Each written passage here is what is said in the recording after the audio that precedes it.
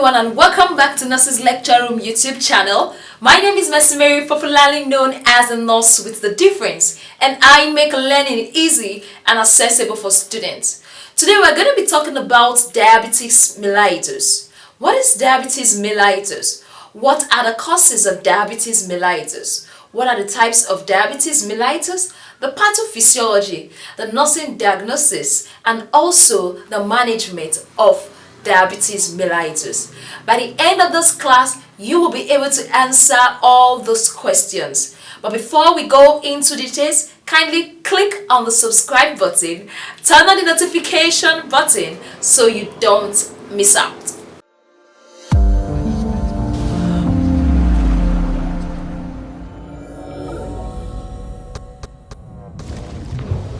Alright, welcome back. Now, let's talk about diabetes mellitus. What is diabetes mellitus? Diabetes mellitus is an endocrine disorder of carbohydrate metabolism resulting from deficiency of insulin or resistance to available insulin characterized by hyperglycemia. In diabetes mellitus, what is being affected is the insulin. It's possible that the insulin in the body is reduced, it's not enough. Or we have enough insulin, but the cells, the receptors are resistant to it. They are not responsive to the insulin. And when such a thing happens, it results in hyperglycemia. There's increased glucose level in the body. Diabetes mellitus is an endocrine disorder. Take note of that. Diabetes mellitus is an endocrine disorder of carbohydrate metabolism resulting from deficiency of insulin or resistance to available insulin characterized by hyperglycemia. Then that takes us to the various types of DM. This is diabetes mellitus. The first is the type 1 diabetes mellitus. Before I go into details, insulin is produced by the beta cells of the pancreas. Insulin is produced by what? The beta cells of the pancreas. And what insulin does that, it helps to convert excess glucose in the bloodstream into glycogen. And it also helps to take this glucose to the various cells in the body. So you can say if insulin is not available, hyperglycemia will be the boss of the day. So the first types of diabetes mellitus we have is what? Type 1 diabetes mellitus.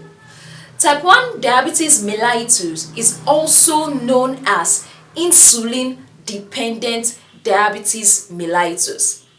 This type 1 diabetes mellitus can also be called juvenile diabetes mellitus. Why? Because it occurs at the age or at young people. It occurs in young people younger than the age of 25. So that is why it is called juvenile diabetes. It is also called insulin dependent because the individual requires synthetic insulin to be able to carry out this metabolism, this action of glucose in the body. Take note, type 1 diabetes mellitus is known as what? Insulin dependent diabetes mellitus, and it occurs at people younger than the age, like younger than 25 years of age. It is known as insulin dependent because these individuals require synthetic insulin. The insulin is not enough in the body, so they require this insulin to function effectively well and to help remove the excess glucose from the bloodstream. Then the next is type 2 diabetes mellitus. Type 2 diabetes mellitus is also known as non-insulin dependent diabetes mellitus. This one does not necessarily need insulin. You get, because insulin is available in the bloodstream, but the receptors, the cells are resistant to insulin. They are not taking in this insulin. That's what results in what? Type 2 diabetes mellitus. And 90% of the diabetes mellitus that occur are really type 2 diabetes mellitus, and it occurs in people over the age of 40 years compared to the first one, which occurs in younger children, younger generation. Then the last one I have here is gestational diabetes mellitus. As the name implied, gestational diabetes mellitus, it simply means the diabetes mellitus that occurs first in pregnancy. An individual is not having diabetes mellitus before. All of a sudden during pregnancy, this DM happen. The individual start having what? Increased glucose level, increased sugar level in the blood. Why is this taking place? This is taking place because during pregnancy, there's a release of some hormones such as progesterone, and progesterone, they are anti-insulin. They make the cells not to be sensitive to insulin. They decrease the sensitivity of insulin in the cells, and that results in what? Hyperglycemia, which is a gestational diabetes. Remember, there are 3 types of diabetes. Type 1 diabetes, also known as insulin dependent diabetes or juvenile diabetes. Type 2 diabetes, which occurs more in the age 40 and above. Then we have gestational diabetes, which occurs in pregnant women. Then that takes us to the pathophysiology of diabetes mellitus. First of all, like I earlier said, insulin is produced Insulin is produced by the beta cells of the pancreas. And what insulin does is that it helps to convert excess glucose in the bloodstream into what? Glycogen. And also insulin helps to take the glucose in the bloodstream to the cells. Cells, take your own. Insulin distributes those glucose to the cells. So if there is no insulin in the body, those functions will not be able to take place. True or false? True. So that brings us to what? The pathophysiology proper. So the first we have is there's reduced insulin or resistance to insulin present in the blood. When that happens, there's definitely going to be what? Hyperglycemia. True or false? True. There's going to be what? Hyperglycemia in the bloodstream, because the insulin is not carrying out that function of converting excess glucose to glycogen and also taking glucose to the various cells.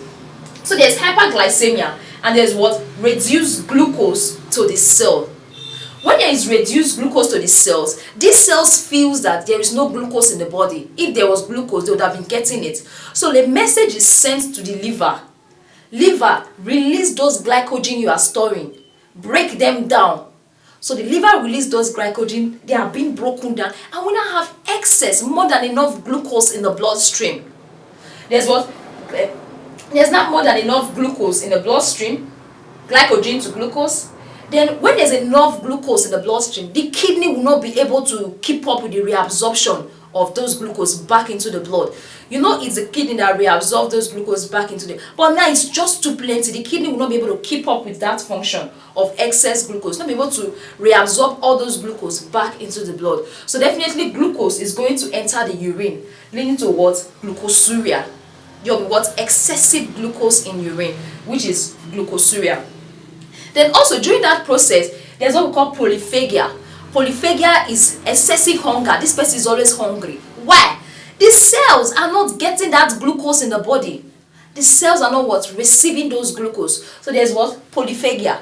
Not that there is no glucose in the body, in the blood. There is glucose, but the cells are not receiving enough. So polyphagia what? Takes place. There's also polyuria. These patients pass out urine. There's frequent passage of urine.